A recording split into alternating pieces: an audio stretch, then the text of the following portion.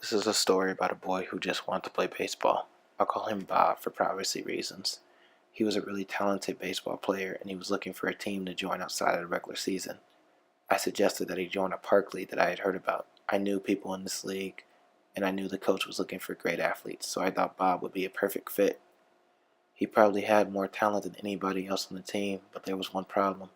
Bob was white and everybody else was black. I went to a predominantly white Catholic private high school, so Bob being on a team with all black kids must have been a completely new concept for him. Bob's social class, by definition, was higher than the other kids, class being the term used to designate a person's economic and social status. Bob was in the positively privileged property class. He had access to the best schools, powerful positions in his community, and his parents had more wealth and income than the other kids' families. And Bob was white. My friends were all in the negatively privileged property class. They didn't have any of the things Bob had. Knowing all this, I probably should have realized what was going to happen, but I was still young and naive and wanted to see the best in everybody. I asked Bob one day how everything was going, and he said it was great and he was playing fine, but he didn't go into other details besides athletics. So one day, I decided to go to one of the games and see all of them playing as a team. Bob did great. He actually hit the home run to win the game for his team, so I just thought he was getting along just fine. So after the team, I went to the locker room to say hi, but I saw something I'll never forget.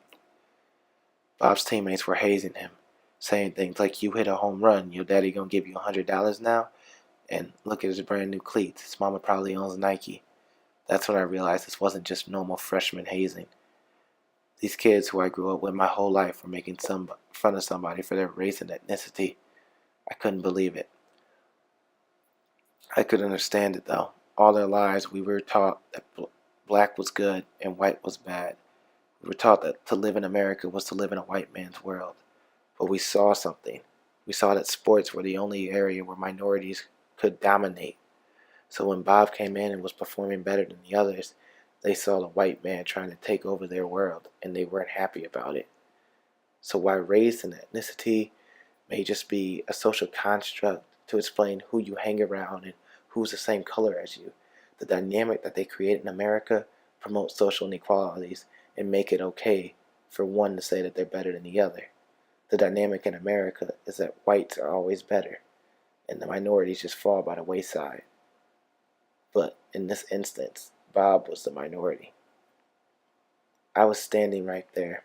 I could have stuck up for him, told the other guys that Bob was the only reason they were winning, but then I would be siding with the white man. That would make me an Uncle Tom. The customs and common way that my neighborhood went, the mores of my friend group, were that black was your family, and you didn't betray family. I walked right out of that locker room and didn't say a thing. 2 weeks later, Bob quit the baseball team. The team only ended up winning 3 games that year, the 3 that Bob played in. I've been on the receiving end of racial persecution my whole life, so why wouldn't I help somebody who needed it? I never talked to Bob about that day, and I still haven't.